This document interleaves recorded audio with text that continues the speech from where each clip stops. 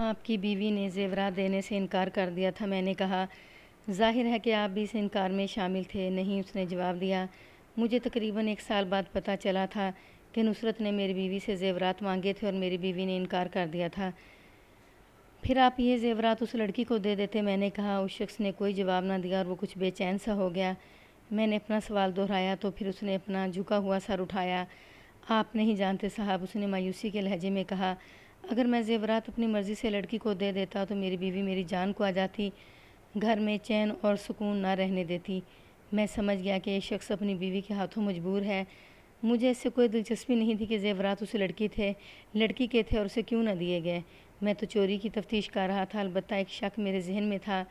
یہ شک صاف کرنا چاہتا تھا۔ کیا آپ نے یہ سوچا ہے کہ یہ چوری اس لڑکی نے کروائی ہوگی؟ میں نے پوچھا۔ میں آپ سے یہی بات کرنا چاہتا تھا، اس نے کہا۔ مجھے یہ شک ہے۔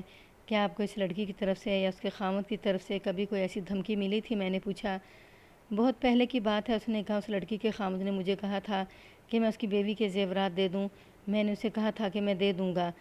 کیا پھر کبھی نصرت کے خاوند نے آپ سے یہ مطالبہ نہیں کیا تھا؟ میں نے پوچھا۔ نہیں، اس نے جواب دیا۔ پھر یہ شک آپ کو کیوں ہوا ہے؟ میری ایک بات پر غور کریں، اس نے کہا۔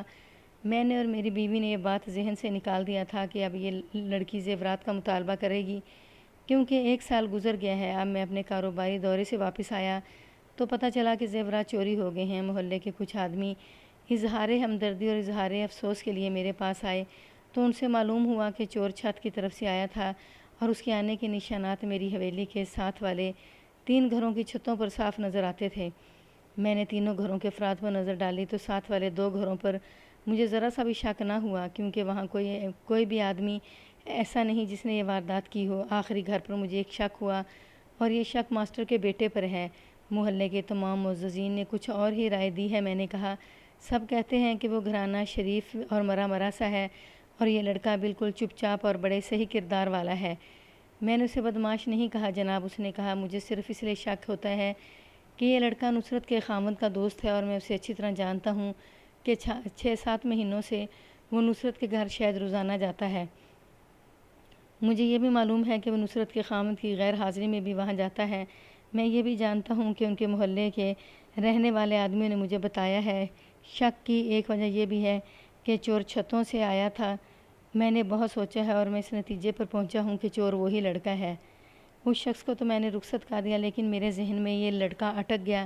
چوری والے گھر کی خاتون تھانے رپورٹ دینے آئی تھی تو اس نے کچھ باتیں ایسی کہی تھیں جن پر میں نے زیادہ توجہ نہیں دی تھی۔ میں نے ایک کانسٹیبل کو اس خاتون کے خاوند کے پیچھے دوڑایا۔ وہ ابھی بھی تھانے سے نکلا تھا۔ میں نے کانسٹیبل کو اس شخص کے لیے یہ پیغام دیا کہ اسے کہے کہ وہ اپنی بیوی کو ساتھ لے آئے۔ کچھ دیر بعد وہ اپنی بیوی کو لے کر آ گیا۔ میں نے اسے وہی باتیں پوچھیں جو وہ پہلے بتا گئی تھی۔ میرے پوچھنے پر اس نے بتایا کہ ملزم نے اسے کہا تھا کہ الماری سے زیورات نکال دو، پھر اس خاتون نے اسے رقم پیش کی تھی۔ ملزم نے کہا تھا کہ اپنی رقم اپنے پاس رکھو، میں زیورات لینے آیا ہوں۔ خاتون نے ملزم سے کہا تھا کہ یہ زیورات میرے خاوند اور میرے باپ کی عمر بھر کی کمائی ہے۔ ملزم نے اسے کہا تھا کہ یہ زیورات نہ تمہارے باپ کی کمائی ہے نہ تمہارے خاوند کی۔ یہ تو میں پہلے ہی بتا چکا ہوں کہ اس خوبصورت عورت نے ملزم کو اپنی عصمت پیش کی تھی، جو ملزم نے قبول نہیں کی تھی، اور کہا تھا کہ میں صرف زیورات لینے آیا ہوں۔ میں نے ملزم کی ان باتوں پر غور کیا تو میں اس نتیجے پر پہنچا کہ ملزم صرف زیورات لینے آیا تھا۔ اگر وہ پیشہ ور چور ہوتا تو اس عورت سے رقم بھی لے لیتا، اس کی آبرو ریزی بھی کرتا اور پھر زیورات بھی لے جاتا۔ اب مجھے یہ شہادت بھی مل گئی تھی کہ ماسٹر کا لڑکا نصرت کے گھر میں جاتا تھا۔ یہ بھی پتہ چل گیا کہ یہ لڑکا نصرت کے خاوند کا ہی دوست نہیں تھا، بلکہ نصرت کے ساتھ بھی اس کی دوستی تھی۔ چونکہ نصرت کا خاوند کچھ دنوں کے لیے اپنے کاروباری دورے کے لیے باہر چلا جاتا تھا تو بھی یہ لڑکا نصرت کے گھر جاتا تھا۔ میں نے اس خاتون اور اس کے خاوند کو چھٹی دے دی اور خود سوچنے بیٹھ گیا۔ سوچ کر میرا ذہن نصرت اور اس لڑکے پر اٹک جاتا تھا۔ ایک خیال آیا، نصرت اپنے خاوند کے ساتھ جہاں رہتی تھی وہ الگ محلہ تھا، اس محلے کا چوکیدار الگ تھا۔ میں نے اسے بلایا۔ چوکیدار نے آتے آتے 1 گھنٹہ لگا دیا۔ اسے واردات کی رات اور اندازاً وقت بتا کر کہا کہ یہ یاد کرے کہ نصرت کے گھر والی گلی میں اس نے کسی کو دیکھا ہوگا۔ اس چوکیدار نے بتایا کہ اس وقت اس نے واردات والے محلے کی طرف سے شور سنا تھا اور ذرا آگے کی طرف چلا گیا تھا، فوراً ہی واپس آ گیا۔ نصرت والی گلی کے سرے پر آیا تو اس نے گلی کی بتی کی روشنی میں ایک آدمی کو نصرت کے گھر سے یا ساتھ والے گھر سے نکلتے دیکھا تھا۔ کھیتوں کی طرف وہ چلا گیا تھا، اسے چوکیدار پہچان نہیں سکا تھا۔ میں نے اب یہ سوچنا شروع کر دیا کہ نصرت سے بات کروں یا اس لڑکے سے۔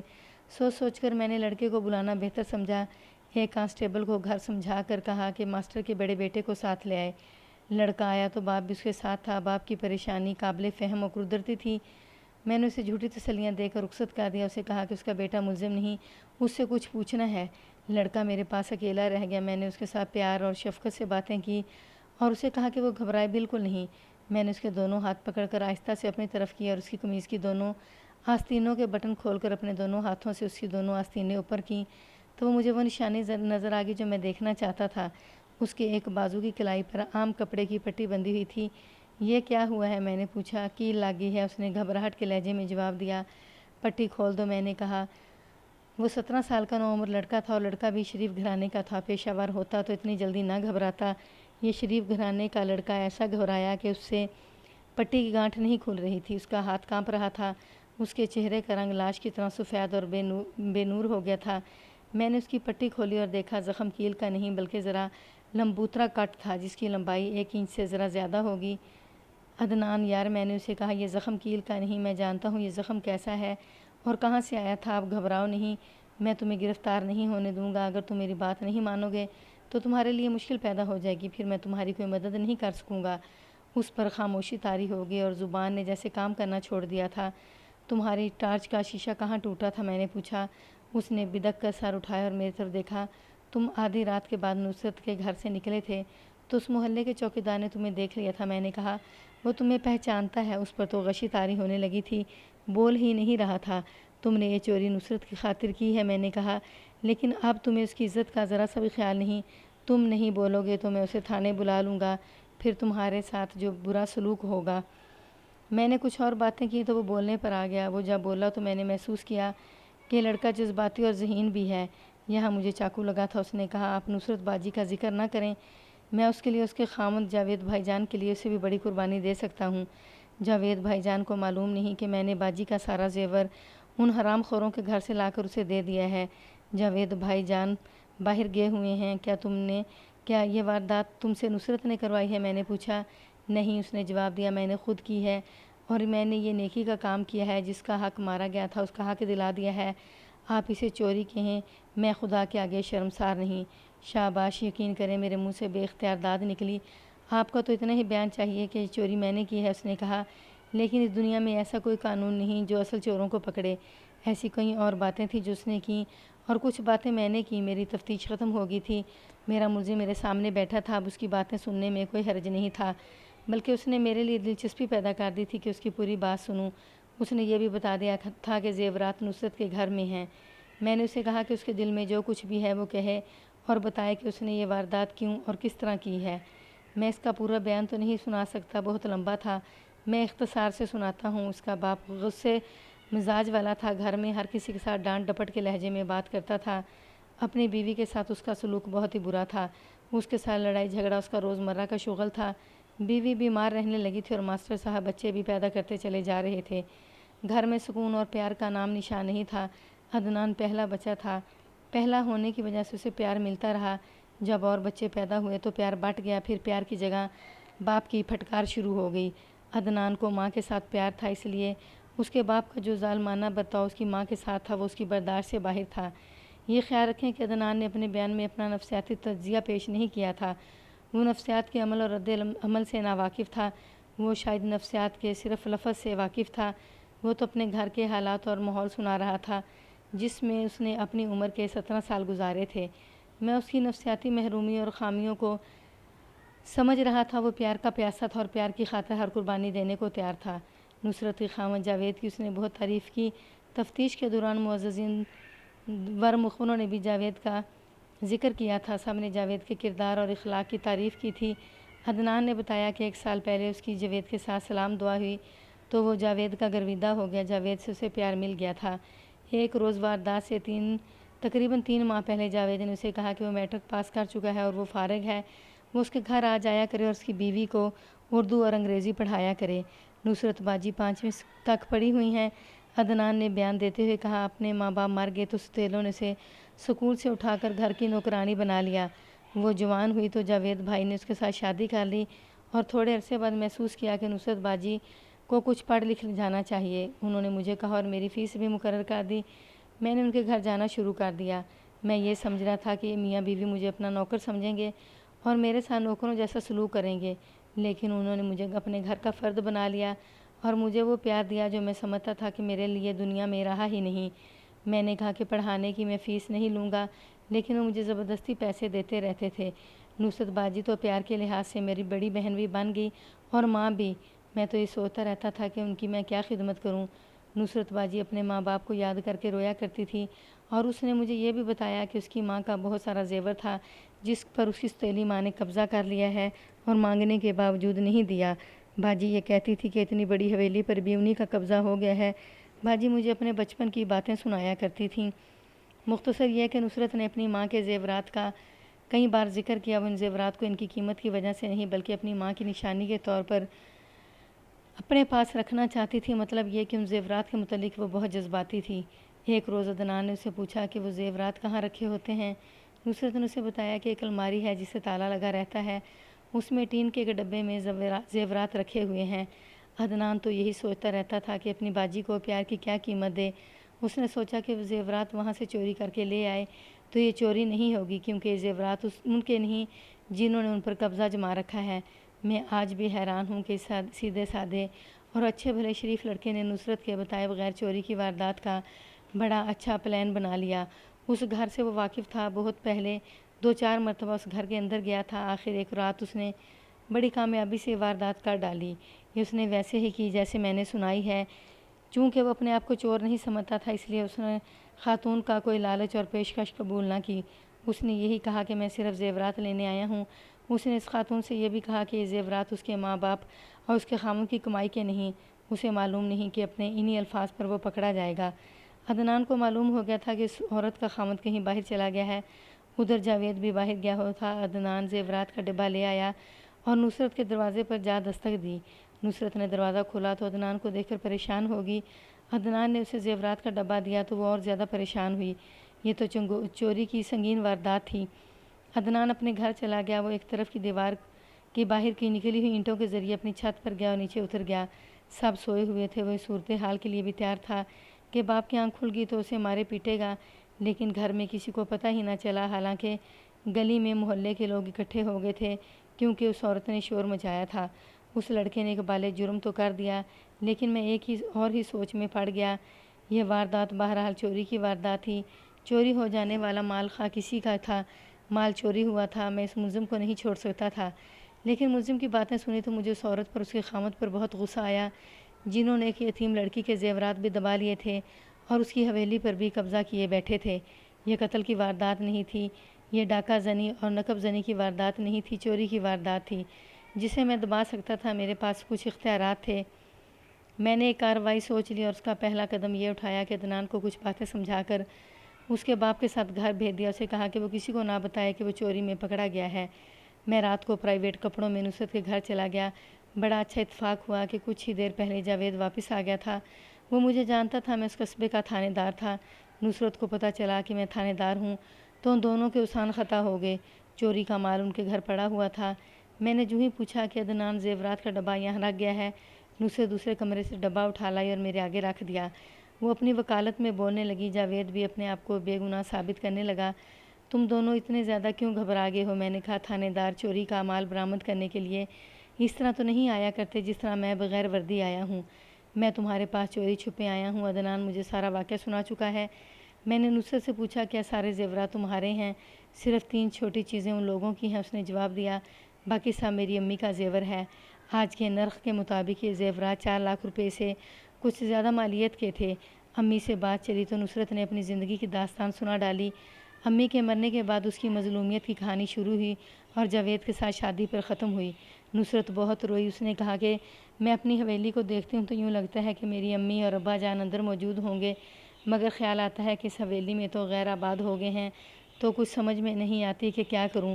پھر اس نے بتایا کہ عدنان آدھی رات کو آیا اور اسے زیورات کا ڈبہ دیا اور یہ بھی بتایا کہ اس نے چوری کس طرح کی ہے۔ نصرت پر تو خوف طاری ہو گیا۔ جاوید واپس آیا تو اس نے سب سے پہلے اسے عدنان کی یہ واردات سنائی۔ جاوید کو میں نے دیکھا، حقیقت پسند اور عقل مند انسان تھا۔ اس نے نصرت سے کہا کہ وہ تھانے جائے گا اور مجھے بتائے گا کہ زیورات اس کے گھر ہیں، لیکن وہ یہ نہیں چاہتا تھا کہ عدنان گرفتار ہو جائے۔ میں نے عدنان کے بیان کی تصدیق کرنی تھی جو میں نے کر لی۔ میں جاوید کے کردار سے بہت متاثر ہوا۔ میں عدنان کو گرفتار نہیں کر رہا۔ میں نے انہیں کہا میں یہ زیورات اپنے ساتھ لے جا رہا ہوں، کل تم دونوں صبح 9 بجے تھانے آ جانا، ذرا سا بھی نہیں ڈرنا، تمہارے زیورات تمہیں مل جائیں گے، شاید تمہاری حویلی بھی تمہیں مل جائے۔ وہ دونوں آنکھیں پھاڑے مجھے دیکھ رہے تھے۔ آج مجھے یہ واردات یاد آئی تو میں خود حیران ہو رہا ہوں کہ یہ میں نے فیصلہ کیا اور پھر اس کے مطابق کارروائی بھی کی تھی۔ میں ان دونوں کو حیران و پریشان چھوڑ کر اور زیورات کا ڈبہ اٹھا کر اپنے گھر لے آیا۔ اگلی صبح تھانے گیا، ان لوگوں کو یہ پیغام بھیجے کہ 9 بجے تک تھانے پہنچ جائیں۔ وہ عورت، اس کا خاوند جن کے گھر چوری ہوئی تھی، نمبردار اور 2 صاحب حیثیت اور بوڑھے معززین۔ 9 بجے سے کچھ ہی پہلے سب آ گئے، جاوید اور نصرت بھی آ گئے۔ میں نے سب کو اپنے دفتر میں بٹھا کر دروازہ بند کر دیا۔ میں ان میاں بیوی سے مخاطب ہوا جن کے گھر چوری ہوئی تھی۔ کیا یہ زیورات آپ کے ہیں؟ میں نے پوچھا اور ساتھ ہی کہا آپ معزز انسان ہیں، میں توقع رکھوں گا کہ آپ جھوٹ نہیں بولیں گے، اور میں یہ بھی جانتا ہوں کہ آپ ایک یتیم لڑکی کی حویلی پر قابض ہیں۔ آپ نے اس یتیم لڑکی کی شادی اس طرح کی تھی جیسے اسے گھر سے نکالا تھا اور اس کے زیورات پر قبضہ کر لیا۔ آپ میرے سوال کا جواب دیں۔ یہ شخص اپنی بیوی سے اتنا ڈرا ہوا تھا کہ اس کے منہ کی طرف دیکھنے لگا۔ بیوی پر خاموشی طاری تھی۔ مجھے ان دونوں پر بہت ہی غصہ تھا۔ محترمہ، میں نے اسی بیوی سے کہا اپنے اس خاوند کو اجازت دے کہ یہ سچی بات بتا دے، کیوں اسے ذلیل و خوار کرتی ہو؟ تم ہی بتا دو کہ یہ زیورات تمہارے ہیں۔ نہیں جی، اس عورت نے دبی ہوئی آواز میں کہا، ان میں 2 چیزیں میری ہیں، باقی سب نصرت کی ہیں۔ میں نے ڈبہ کھول کر میز پر الٹا دیا اور اسے کہا کہ اپنی چیزیں اٹھا لے۔ اس نے زیورات میں سے اپنی 3 چیزیں الگ کر لیں۔ مجھے یاد ہے کہ یہ ایک تو جھمکوں کی جوڑی تھی اور ایک انگوٹھی تھی، تیسری چیز مجھے یاد نہیں، وہ بھی کوئی چھوٹی سی چیز تھی۔ میں نے نصرت کی طرف دیکھا، وہ سمجھ گئی کہ میں اس سے تصدیق چاہتا ہوں۔ اس نے سر کے اشارے سے بتایا کہ یہ چیزیں اس عورت ہی ہیں۔ پھر میں سب سے مخاطب ہوا۔ میرے زیادہ تر مخاطب دونوں معمر معززین تھے اور نمبردار۔ آپ میرے بزرگ ہیں، میں نے کہا اور نصرت کی طرف اشارہ کر کے میں یوں بولا، اس لڑکی کے گھر کے حالات آپ جانتے ہوں گے؟ ہاں جناب، ایک بزرگ نے کہا، یہ بچی تو ہمارے ہاتھوں میں جنی اور پلی ہے، اس کا باپ بڑا ہی نیک اور معزز انسان تھا۔ پھر مجھے زیادہ لمبی چوڑی بات کرنے کی ضرورت نہیں۔ میں نے کہا اس لڑکی کے ساتھ ستیلیوں نے جو سلوک کیا وہ بھی آپ جانتے ہیں۔ سب نے تائید میں سر ہلائے۔ میں نے کہا اللہ نے اس کی سنی اور جاوید نے اس کے ساتھ شادی کر لی، لیکن اس کا حق ان صاحب نے اور ان کی بیگم صاحبہ نے دبا لیا۔ میں آپ کو نہیں بتانا چاہتا کہ یہ زیورات کس طرح چوری ہوئے اور کس نے کیے۔ میرا کام یہیں پر ختم ہو گیا تھا کہ میں نے چور کو پکڑ لیا اور برآمد کر لیا ہے مال۔ اب چور کو عدالت میں پیش کرنا تھا، لیکن یہ سوچو کہ ہم سب مسلمان ہیں اور ہم ہندو سکھوں میں رہتے ہیں۔ میں نہیں چاہتا کہ غیر مسلم قوموں میں ہماری بےعزتی ہو۔ یہ قتل یا ڈاکے والی واردات نہیں، معمولی سی چوری کا کیس ہے جسے میں دبا سکتا ہوں۔ کیس کو دبانے کی ایک وجہ یہ بھی ہے کہ یہ مال کسی اور کا ہے اور یہ حق اسی کو ملنا چاہیے۔ میرے پاس ایسے اختیارات ہیں کہ میں راضی نامہ کرا کے اس کیس کو یہیں پر ختم کر دوں۔ ہاں جناب، ایک بزرگ بولے، یہ جس کا مال ہے اسی کو ملنا چاہیے۔ دوسرے بزرگ اور نمبردار نے بھی میری تائید پرزور طریقے سے کی۔ کیوں جناب؟ میں نے اس خاتون کے خاوند سے پوچھا، آپ کا کیا خیال ہے؟ اگر آپ یہ سمجھتے ہیں کہ آپ کی حق تلفی میں کر رہا ہوں تو مجھے بتا دیں، ملزم میرے ہاتھ میں ہے، میں اسے گرفتار کر کے باقاعدہ مقدمہ چلاؤں گا اور اسے سزا دلاؤں گا، لیکن یہ سوچ لیں کہ کورٹ میں آپ کو اچھی خاصی ذلت کا سامنا کرنا پڑے گا۔ نہیں جناب، اس نے میری بات پوری ہونے سے پہلے ہی کہہ دیا، یہ زیورات نصرت بیٹی کے حوالے کرتا ہوں، یہ مال میرا نہیں۔ بات یہیں پر ختم نہیں ہوتی۔ میں نے کہا آپ کے ہاں کسی چیز کی کمی نہیں، آپ کا اپنا مکان ہے۔ اب آپ جس حویلی میں رہتے ہیں وہ اس یتیم لڑکی کی ہے۔ میں آپ کو مخلصانہ مشورہ دیتا ہوں اس حویلی کی رجسٹری اس لڑکی کے نام کر دیں، کیونکہ یہ اس کے باپ دادا کی جائیداد ہے اور یہ اس کی ملکیت ہے۔ یہ بات میں اس لیے کہہ رہا ہوں کہ میں اس علاقے کا تھانے دار ہوں۔ علاقے میں امن و امان قائم رکھنے کی ذمہ داری مجھ پر عائد ہوتی ہے۔ آج ان زیورات پر ایک واردات ہوئی ہے تو کل اس حویلی پر یا آپ کی بیگم صاحبہ بھی قتل ہو سکتے ہیں۔ ویسے بھی نصرت مقدمہ کر کے آپ سے حویلی لے سکتی ہے، لیکن بہتر یہ ہوگا کہ آپ خود ہی اسے حویلی دے دیں۔ دونوں بزرگوں نے اور نمبردار نے بھی میری تائید کی۔ میں محسوس کر رہا تھا کہ میں اپنے اختیارات سے کچھ تجاوز کر رہا ہوں، لیکن اس وقت ایک مظلوم لڑکی کو دیکھ کر اور پھر عدنان کے جذبہ اثار کو دیکھ کر مجھ پر کچھ اور ہی کیفیت طاری ہو گئی تھی۔ میں نے اس عورت کے خاوند کی طرف سے ایک تحریر لکھی جس کا لب لباب یہ تھا کہ وہ چوری کی رپورٹ واپس لینا چاہتا ہے، کیونکہ یہ رپورٹ ایک غلط فہمی پر مبنی تھی۔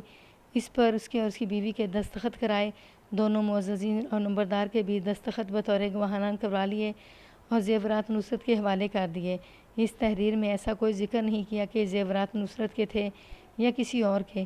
اس کیس کو میں نے یہیں پر ختم کر دیا اور پھر میں اس شخص پر زور دینے لگا کہ وہ حویلی نصرت کے نام کر دے اور تمام سامان اور فرنیچر وغیرہ بھی حویلی میں پہلے رکھا تھا وہ حویلی میں رہنے دے۔ اس نے پرزور وعدہ کیا کہ وہ ایسے ہی کرے گا۔ ان سب کو میں نے رخصت کر دیا۔ تقریباً 1 مہینے بعد جاوید تھانے میں میرے پاس آیا اور اس نے بتایا کہ نصرت کو حویلی کی رجسٹری مل گئی ہے اور وہ دونوں حویلی میں شفٹ ہو گئے ہیں۔ ملک صاحب، جاوید نے کہا، میں تو سمجھتا ہوں کہ خدا تعالیٰ نے مجھے ایک نیکی کا اجر دیا ہے۔ نصرت کا رشتہ کوئی گھر قبول نہیں کر رہا تھا، حالانکہ آپ نے دیکھا ہے کہ ایک اتنی اچھی شکل و صورت والی لڑکی ہے۔ لڑکے والے کہتے تھے کہ ستیلوں نے اسے گھر کی نوکرانی بنا کر رکھا ہوا ہے اور اس کی عقل ماری گئی ہے۔ جب اس کی یہ ستیلی ماں آئی تو لڑکوں والوں نے ادھر سے بالکل ہی منہ پھیر لیا اور لڑکی کو اس طرح بدنام کر دیا کہ ستیلی ماں جس طرح خود بد چلن ہے اسی طرح اس نے ستیلی بیٹی کو بھی بنا دیا ہے۔ مجھے پتہ چلا تو خدا کی قسم صرف نیکی کے جذبے سے اور اس لڑکی کی مظلومیت کو دیکھ کر میں نے اپنے والدین کو ناراض کیا اور نصرت کے ساتھ شادی کر لی۔ میں تو کہتا ہوں کہ نصرت کی بجائے خود میرے لیے اللہ کا بہت بڑا انعام ہے۔ میرے گھر والوں نے تو مجھے نافرمانی پر گھر سے نکال دیا تھا، لیکن خدا تعالیٰ نے مجھے اتنی بڑی حویلی دے دی۔ مجھے معلوم نہیں کہ میں نے کیا نیکی کی تھی یا کیا کیا کیا تھا۔